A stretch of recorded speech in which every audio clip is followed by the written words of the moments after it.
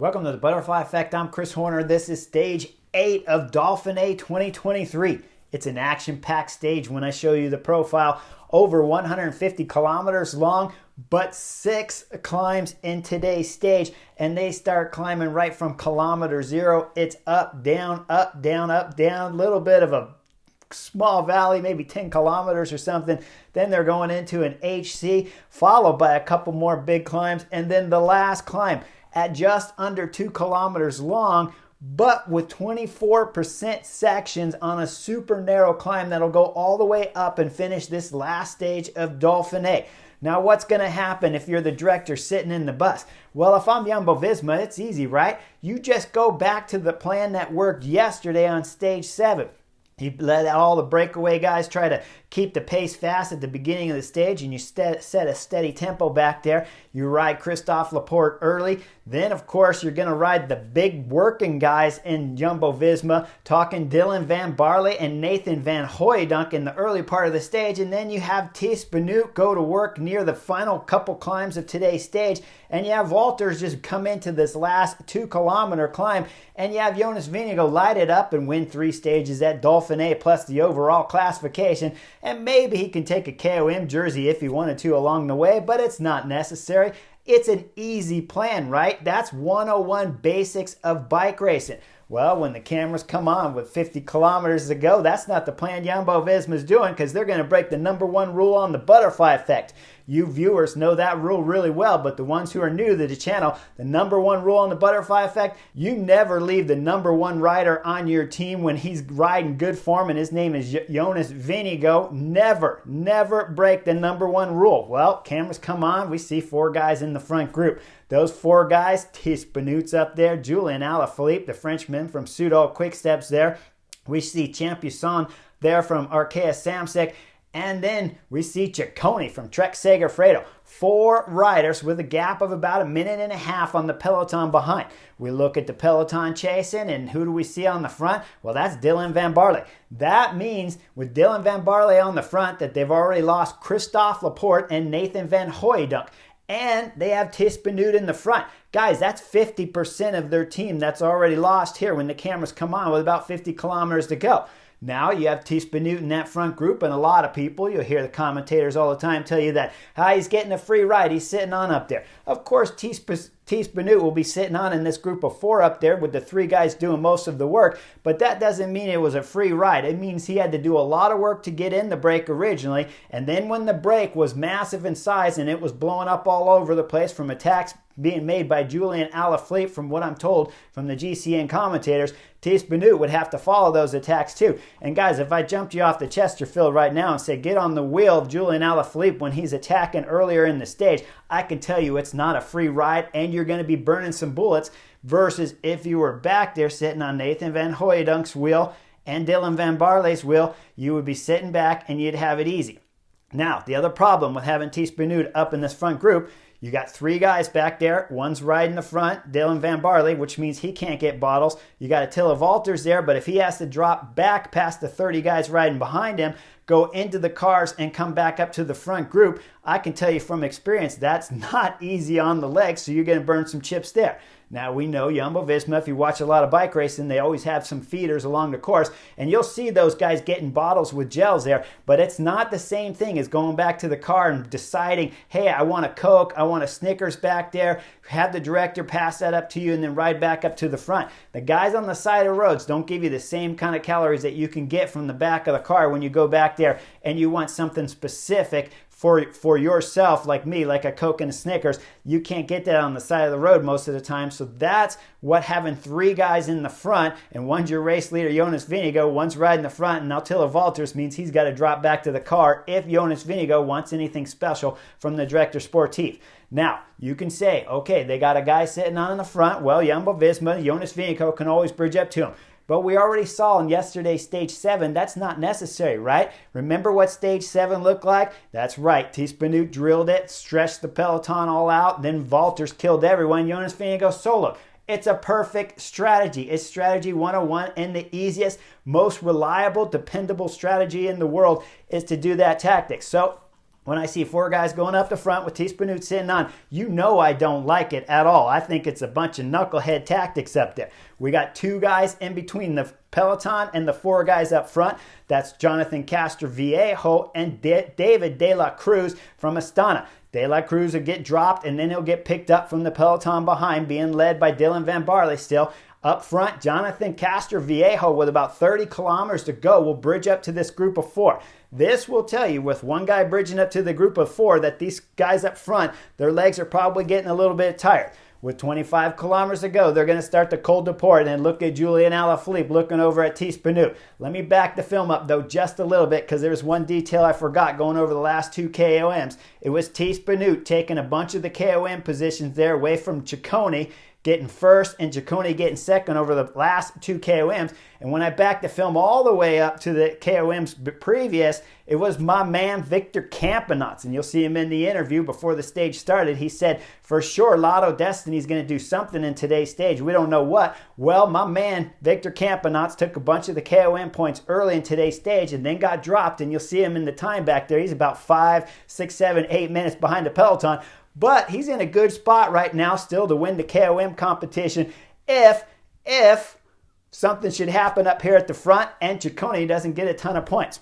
Well, like I said, let's back up forward. Under 25 kilometers to go. We start col de port. We'll see Julian Alaphilippe. He's looking over at Tiespanut.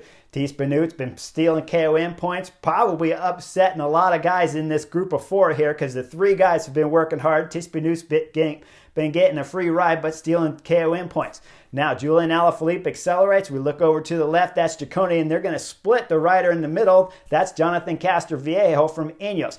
As Ciccone starts the acceleration, Julian Alaphilippe follows, and we got 2 guys going away from 3 guys behind. Champusson there, the Arkea Samsic rider, is getting dropped. He's going out the back, and he'll get wrapped up from the Peloton that's chasing about 1 minute and 45 seconds back there. We see the 2 guys with Jonathan Castroviejo from Ineos. He's pulling on the front, and Tiespanut's getting a free ride again. Well, it can't be too free, because right now his legs are hurt, and they can't close the gap up to Julian Alaphilippe and Ciccone. We back down to see what's happening with the Peloton. As we started col de port, of course, it was Dylan Van Barle on the front, but only for a short time, because UAE team members are getting worried. They got Julian Alaphilippe going up the road right now with Ciccone, and the gap was about 1 minute and 40 seconds when Julian Alaphilippe's only 3:48 down on the general classification, so there's only about 1 minute and 50 seconds to play with back there for Yates if he doesn't want to lose his spot on the podium position here at the end of today's Dauphiné stage. So with that in mind, Grossschartner starting to drill that group of about 30-35 riders, and guys start coming out the back right away as we see Grossschartner going full gas on the front. We look up forward and we see that these 2 guys, Tiespanut and Jonathan Castroviejo, can't quite close the gap as the gap keeps extending to Ciccone and Julian Alaphilippe. Let's back further down the climb again as we see Grossschartner coming off the front. It's time for Rafał Majka to go to work. Once Rafał Majka goes to work, it blows this group up, and we start getting the front selection of GC favorites up here with Adam Yates sitting second wheel and Jonas Vingegaard right behind. Those 3 riders are setting a hard pace in the back, being led by Rafał Majka. Then let's go back up front, because with about 3 kilometers to go in col de port, Ciccone's getting worried. The time gap's coming down. You know, as director sportive's like, man, UAE Tim Emirates are on the front, and Adam Yates wants to protect his GC. You got to get rid of Julian Alaphilippe right now. So Ciccone, while Julian Alaphilippe's on the radio talking to his director, Ciccone's attacking up the left side of the road for Trek Segafredo. He gets an instant gap, and we know now the Frenchman's legs are starting to die. Behind, what's going on? Adam Yates finally throws in attack after Rafał Majka's done and blows this thing up. It's only him and Jonas Vingegaard chasing the front riders of 4 up front. Now we're going to see the Movistar rider, Antonio Pedrero, is going to do a big bridge, and he's going to bridge up to Adam Yates and Jonas Vingegaard. Antonio Pedrero, where have you been this week of racing at Dauphiné? This was a magical move here as he's bridging across and leaving Ben O'Connor back there and Jai Hindley back there floundering with the rest of the GC favorites. Well, up front, we start looking. Adam Yates is backing off the throttle just a little bit, and it's starting to slow down some because he's got Jonas Vingegaard that won't take a pull. We back up and look and see what's happening from the GC guys trying to get up to Adam Yates. That's Ben O'Connor. Ben O'Connor is going to dig deep and start to bridge up to the front group as Adam Yates is pulling back. Tiespanut and Jonathan Castroviejo. But we look up front, Julian Alaphilippe still up there with a few second gap, but he's losing time to Giulio Ciccone, who's going to summit the Col de Porte here with a bit of a gap, about 30, 40 seconds up there for the front rider, Ciccone dropping down the descent. Now we back the film up just a little bit further down the hill before the KOM. Julian Alaphilippe's getting wrapped up. The group is kind of coming back together at this KOM. There's 6 guys in the front, and look at the other GC favorites back there as they're trying to close the gap before we get up to the KOM.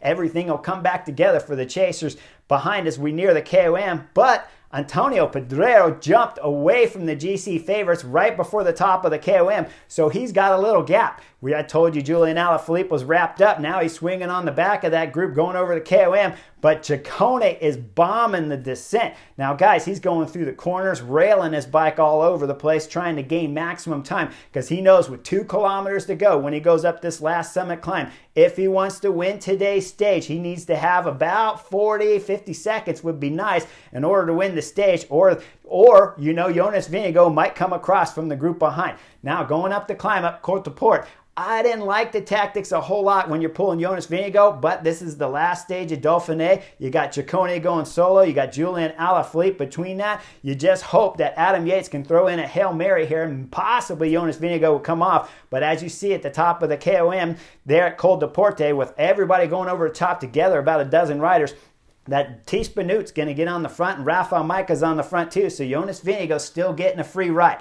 Up front with just under 4 kilometers to go, things get hairy up here for Ciccone. He hits a speed bump, the bike jumps just a little bit, and he jumps hard into the right turn. When he comes out of the right turn, no, it's a right turn with a hook.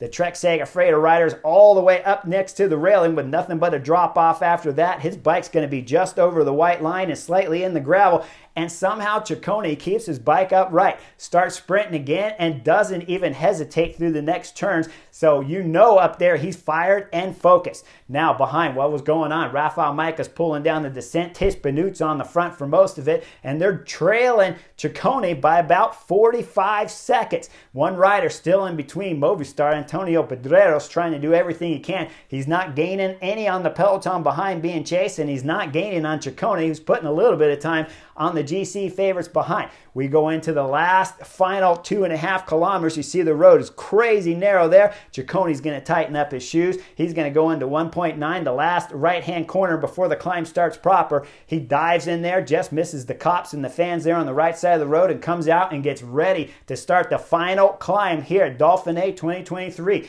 with a little bit of dropping of the water so he can get the weight down. You'll see him take the water bottle and slot it right back in his bike. Now, guys, if you're doing any Gran Fondo rides out there or weekend group rides, this is the way you get your water bottle in and out. You never see his legs ever stop pedaling, right? He reaches in there and pulls it out. How many times do you guys do a Gran Fondo ride when you see the rider go to grab his bottle, he has to stop pedaling, move his legs all the way out to the right side and pull his water bottle out? Well, Ciccone didn't lose any time. Pulled it out, dumped half the water bottle, put it back in, and now he's focused and going 100% to try to win today, stage 8 of Dauphiné. Behind, when the riders come out of the last corner there, you see they're just about 15 seconds behind Pedrero, who's up front, just in front of the favorites there. Now, with Thies Benoot leading into the climb, he's got Rafael Majka on his wheel. Adam Yates is there, and Jonas Vingegaard's locked in third position. Once they start going, it's Thies Benoot. He throws out the chicken elbows both ways like this. Now, 1 chicken elbow means I'm done. You got to come through and pull. 2 means I'm getting ready to get out of the saddle and start accelerating hard. So double elbows there from Thies Benoot as he starts his last acceleration here at Dauphiné for Jonas Vingegaard. He does a big hard acceleration, pulls off, and then Rafael Majka goes to work. They get into just about 1 kilometer to go. Rafael Majka is starting to bring in Antonio Pedrero there, just over a K to go. But up front, things are starting to get interesting for Ciccone. He goes into the corner, drops his sunglasses that he put on the center of his helmet. As he bends down, the sunglasses fall off, and then he can't do anything about it. Now, the only reason why I bring it up, because normally I would have just tossed my sunglasses, but at the beginning of the climb, he put them up on top of his helmet there, waste a little bit of time doing that, and now he's dropped them. But if I take you back to some other victories from Ciccone, he loves to throw his sunglasses out to the crowds. That's kind of his signature signature win at each one of his past victories is to toss his sunglasses out. So he's a little disappointed, but not too disappointed because he's still got a shot at winning today's Stage 8 of Dauphiné. Behind, as everything was wrapped up with the exception of Ciccone, whose gap with about 1 kilometer to go was 40 seconds. We look back as everything's being brought up to Antonio Pedrero. Once they go into the right turn, all of a sudden you see it's Jonas Vingegaard accelerating, sitting down in the saddle with just a bunch of RPMs in the pedals. He starts pulling off everyone. Yates is coming off. We look behind Yates, it's Ben O'Connor. You look further behind Ben O'Connor, that's Jai Hindley and Guillaume Martin from Cofidis, who's in front of Jai Hindley, trying to salvage something on the general classification here. All of a sudden, you look at the clock when we're talking about Ciccone, it's disappeared. You can't see the clock anymore, so you don't know how fast Jonas Vingegaard's going if you're sitting on the Chesterfield. You just know Jumbo-Visma rider could possibly be closing this gap. 550 meters to go. The eyes are wide of Ciccone. He's completely focused trying to win today's stage. Then when we look back at 500 meters and you look at the camera from behind Jonas Vingegaard, you see all the way up to the next bend, there's no Ciccone. So you know Ciccone is going to win today's stage. 300 meters to go after they pass the hairpin left turn. You see the camera angle and Ciccone's clearly got this in the bag. 100 meters to go. Ciccone sits up, zips up, celebrates his sponsors, does a little kiss, then does a little peace sign, a little punch with the right arm, and crosses the line today here at Dauphiné to win Stage 8, the final and last stage of Dauphiné 2023. What happened behind Jonas Vingegaard soloed all the way up to the top to protect his race leader's yellow jersey for Jumbo-Visma and put a little more time into Adam Yates behind. Yates finishes third. Fourth is Ben O'Connor, who protects his top 3 on the general classification after the end of Dauphiné. And then coming just behind, we'll start seeing guys trailing in one at a time. But Guillaume Martin had a solid ride from Cofidis to go 5th on the stage, with Jai Hindley just slightly behind him. Carlos Rodriguez will finish 10th on today's stage, and I bring that up because he's racing for the youth classification that he'll beat and drop the rider back there from DSM who lost over 2 minutes on today's stage. That's Max Poole that lost the youth jersey, so Carlos Rodriguez will win it with the 10th place on his stage. Now, the first place on the stage, what happened? Well, he won the stage, yes, we know that because Ciccone's on flying form. But he also won the KOM jersey taken away from my man Victor Campenaut's got some little tears up here for Vic as he loses by just 2 points here on the last stage by Giulio Ciccone. When you look at it, it almost looked like it would be impossible for Ciccone to be able to take the KOM jersey earlier in the stage because my man Victor Campenaut did such a good job of grabbing maximum points on the first 2 KOMs. But when you win the stage and you take the KOM over the penultimate climb, you know you got a shot still. And by winning the stage, he wins by 2 points over Victor Campenaut. Now, the tactics, when we're talking about for Jumbo-Visma, like I said, I didn't like them. You never break the number 1 rule on the butterfly effect. Guys, they had a chance of going 3 wins here for Jonas Vingegaard, and they already have 2 from Christophe Laporte. That'd be 5 victories to begin with. Christophe Laporte won the sprint leader's jersey here at Dauphiné, so they have that. We're talking about 1 more extra stage win. Maybe you need it, maybe not, but why not take it? I mean, if you're going to do the effort anyways, if Thies Benoot's going to be sprinting over the KOM jerseys in the breakaway up there and the KOM jersey's that important, you're telling me the sprint stage victory isn't worth it? I would have gone straight back to the beginning. I would have rode their team identical like I did yesterday in stage, like they did yesterday in stage 7 and just mirrored that and then dropped Jonas Vingegaard, the best climber here at Dauphiné, off with 1.9 kilometers to go, drill it for 200 meters, and then let him go bye-bye and win today's victory to wrap up what could have been 5 stage victories here for Jumbo-Visma. In the press conference, we see Jonas Vingegaard. He says he's just got a little bit more to give before we get to the Tour de France because he's basically 100% right now. But he loved the way his team raced today and their tactics were 100% spot on. Don't agree with it? You already heard me say that twice. Now we look at the interview from Adam Yates. He says Tadej Pogačar will be 100% ready for the Tour de France in 2023. And the stage today, well, they gave it a try. It was a bit of a Hail Mary. Jonas Vingegaard is the best rider here, so what can you do? I agree. Adam Yates, nice ride for UAE Team Emirates here at Dauphiné. You did the best you can do throughout the week here. Now, when we start talking about the Tour de France, Carlton Kirby, the GCN commentator, he'll pick Jonas Vingegaard as his favorite to win the Tour de France. Guys, I'm going with the number 1 rider up here on the butterfly effect. That's Tadej Pogačar. There's no way I'm going to let anything change my mind on that, unless, of course, he says my wrist just has not healed yet, so I won't be 100%. But if it doesn't come out of his mouth, I'm always going with the Slovenian Tadej Pogačar to win this year's Tour de France. And when you look at it on paper, Jonas Vingegaard dropped everyone here at Dauphiné. But just remember, Adam Yates is Tadej Pogačar's lieutenant. He's not the leader for the Tour de France. Tadej Pogačar is. So Jonas Vingegaard, you only dropped Adam Yates. You didn't drop Tadej Pogačar. So Tadej Pogačar is still my #1 favorite for this year's 2023 Tour de France. Like and subscribe. I'll see you guys somewhere on the butterfly effect, but most likely to be beyond the coverage because I don't think I'm going to go into Tour of Swiss too much at this year's 2023 edition that started today with the individual time trial. Like and subscribe, and I'll see you guys real soon.